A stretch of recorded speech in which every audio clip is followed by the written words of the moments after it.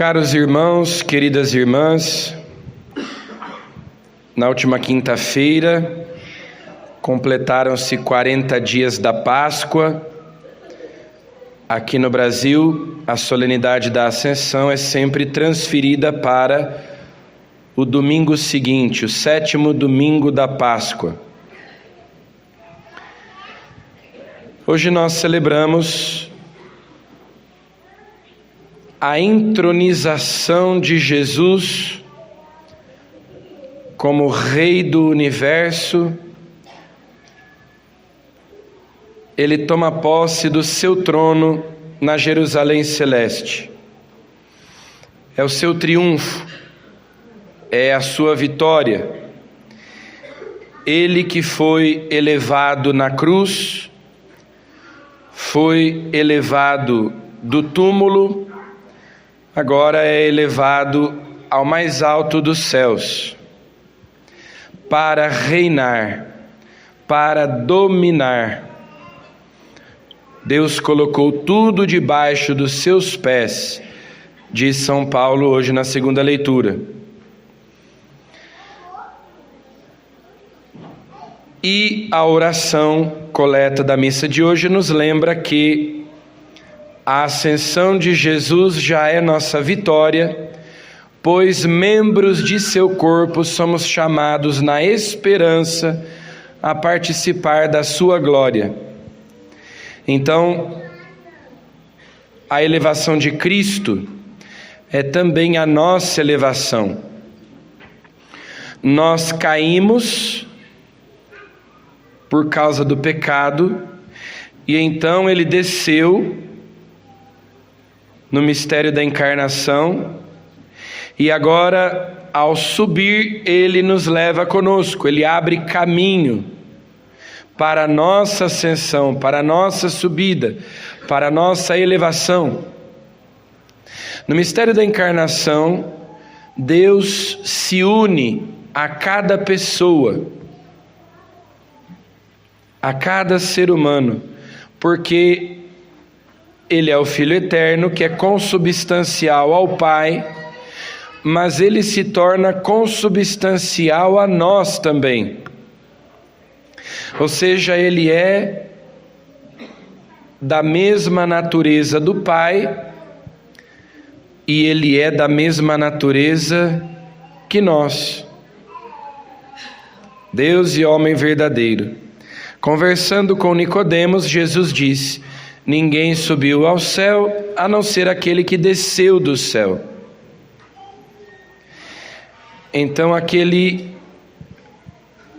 caminho de redenção que começou na encarnação, com a sua descida, com a sua vinda entre nós, assumindo a nossa humanidade, a nossa carne mortal, agora Ele nos leva consigo. O ser humano foi criado por Deus um pouco abaixo dos anjos, como diz o Salmo 8º. Os anjos são as criaturas mais perfeitas que Deus criou.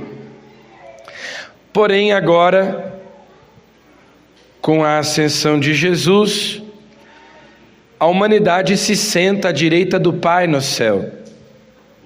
Nós nos sentamos à direita de Deus,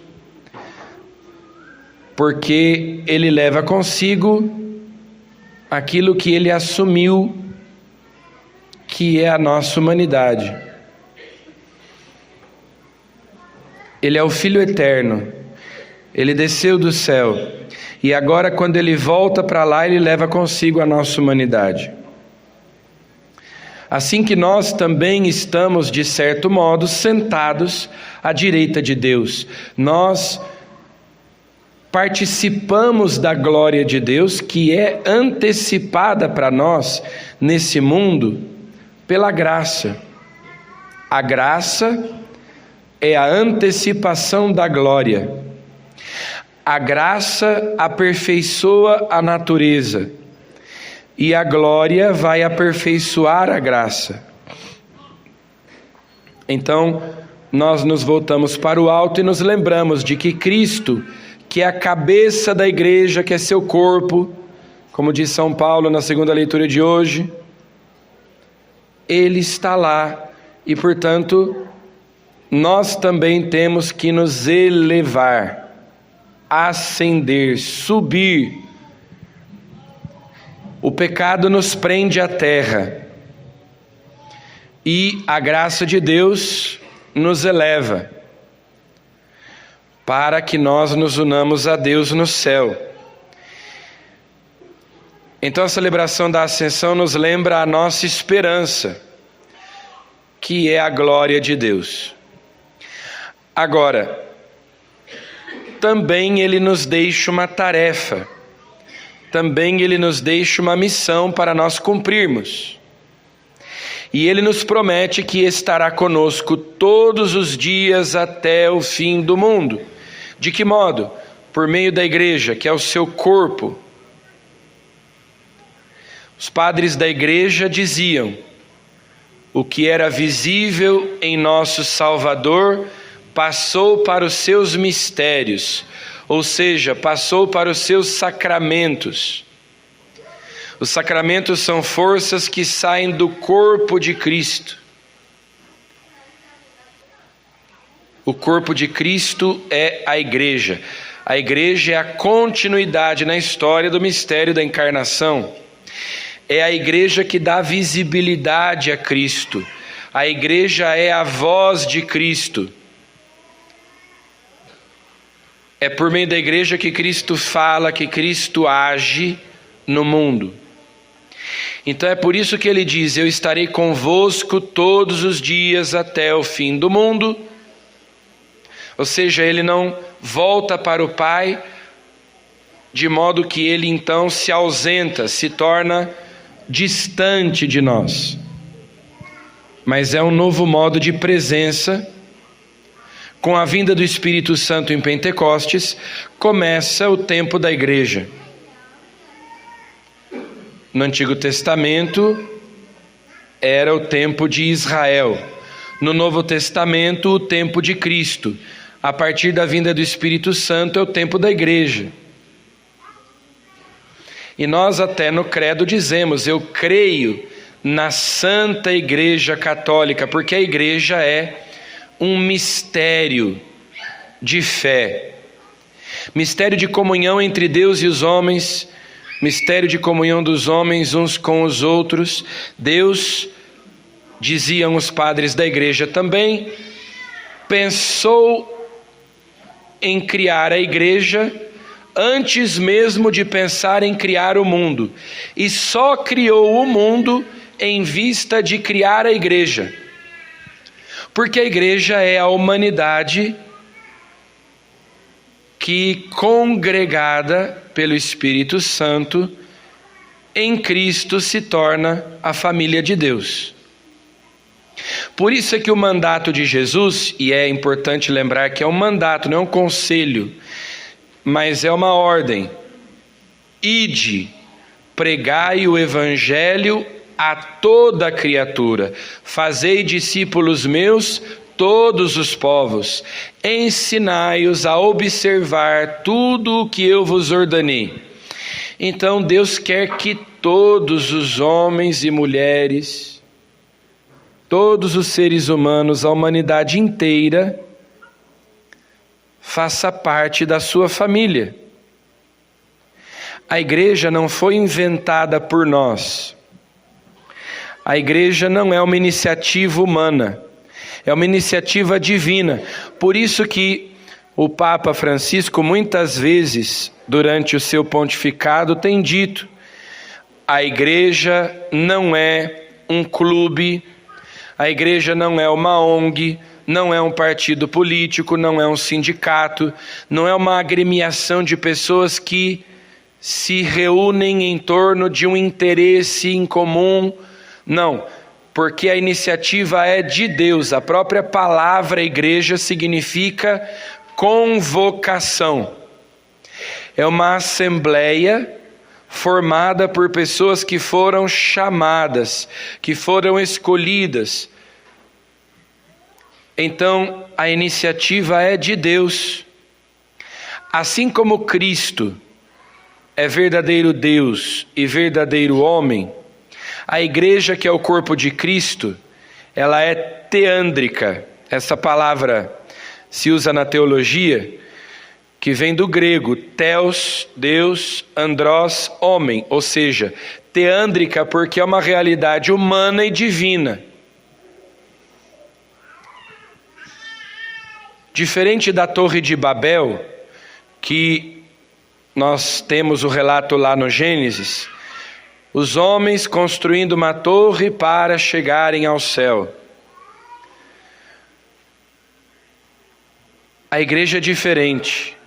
É Deus que desce do céu e estabelece entre a terra e o céu uma ponte.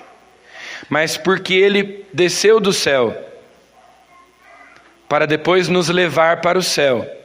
Ele desceu até nós para nos elevar com Ele. Então o céu e a terra se abraçam, se entrelaçam, se unem. Porque nós já estamos no céu com Cristo e Ele continua na terra porque nós fomos incorporados a Ele. Pela graça do batismo, nós fomos incorporados a Cristo. Então,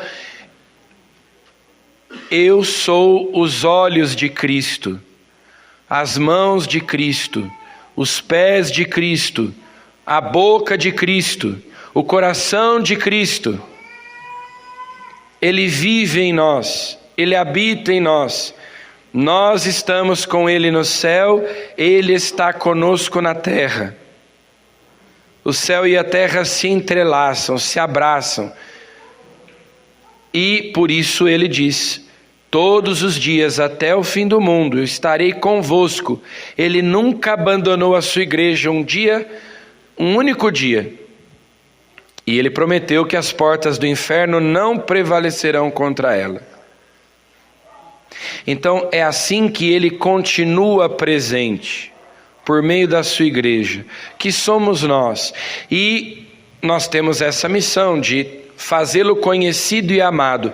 Aquilo que eu recebi e que é a maior riqueza que eu possuo, que é o conhecimento de Jesus Cristo, que é a graça de Deus, que vale mais do que a vida, eu tenho que comunicar aos outros. Eu tenho que contar essa novidade para os outros. Pregar o Evangelho é isso. Contar uma novidade que me foi contada, que é o caminho do céu, o caminho da salvação. Ide, pregai, ensinai, fazei discípulos. Nós vemos o número de cristãos, o número de católicos diminuindo nas últimas décadas, nos últimos séculos até, se nós pensamos em ordem mundial. Isso significa que nós não estamos fazendo o que Jesus mandou. Porque o que Jesus mandou é que o seu reino se dilatasse, aumentasse, crescesse, que cada vez mais gente fizesse parte da igreja e não menos gente. Ele nos deu essa tarefa a cumprir até que Ele venha para consumar a obra começada por Ele, para entregar o reino a Deus Pai. Nós aqui temos que torná-lo conhecido e amado. Trazer as pessoas para Cristo, trazer as pessoas para a igreja de Cristo, para a verdadeira fé, para a verdade do Evangelho que conduz à salvação.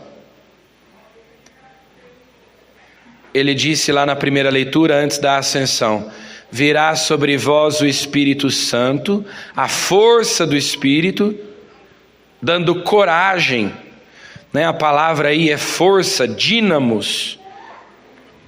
No grego é a palavra dínamos, que se traduz assim como força, mas é um movimento. O Espírito Santo vem nos mover vem nos fortalecer, nos dar coragem, ousadia, para sermos o quê? Testemunhas. E a palavra testemunha no grego é mártir. Ou seja, testemunhar Jesus, mesmo que isso custe a nossa vida, mesmo que nós tenhamos que derramar o nosso sangue, e mesmo que isso não seja necessário, também é martírio gastar a nossa vida, consumir a nossa vida de amor, trabalhar incansavelmente para que Jesus seja conhecido e amado, para que a igreja cresça, para que mais gente venha fazer parte da família de Deus, para que mais gente seja incorporado a Cristo e conheça o caminho do céu. Nós fomos criados para a felicidade eterna, para a bem-aventurança eterna, a visão beatífica, a possessão de Deus, a fruição do amor lá no céu. Nós somos criados para isso, todo ser humano foi criado para isso. E nós temos esse encargo, essa incumbência que nos foi dada por Jesus. Eu estou com vocês aqui na terra, vocês estão comigo lá no céu. Ajudem as pessoas a encontrarem esse caminho. Não deixem as pessoas perdidas, desorientadas, perambulando, vagando pela vida inteira procurando, sem encontrarem o caminho que conduz à salvação. Preguem o evangelho, façam discípulos. Essa é a ordem que Jesus nos dá. Não é que cada um de nós precise ir pelo mundo inteiro, mas nós estamos pelo mundo inteiro. Então cada um de nós, onde nós estamos, temos que dar visibilidade a Cristo. Nós temos que ser sacramento de Cristo, sinal de Cristo no mundo. Emprestar a Cristo a nossa voz, emprestar a Cristo os nossos olhos, os nossos ouvidos, emprestar a Cristo os nossos pés, as nossas mãos, o nosso coração. Isso nós vemos de modo muito claro na vida dos santos que encarnaram o Evangelho e se tornaram outros Cristos. E nós também somos chamados a isso. Que cada pessoa que se encontra conosco possa ter um encontro com Cristo. Esse é o desafio que Jesus nos deixou. Então, nós pedimos a Ele nesta solenidade da Ascensão que venha sobre nós o Espírito Santo e nos dê força, nos capacite, nos dê coragem, nos configure a Cristo, nos incorpore de modo cada vez mais perfeito a Cristo, para nós sermos suas testemunhas, para que por meio de nossas palavras e exemplos, mais pessoas possam se encontrar com Ele e assim encontrar o caminho para o céu, o caminho que conduz à salvação. Possam encontrar a felicidade verdadeira que é o próprio Cristo. Louvado seja nosso Senhor Jesus Cristo.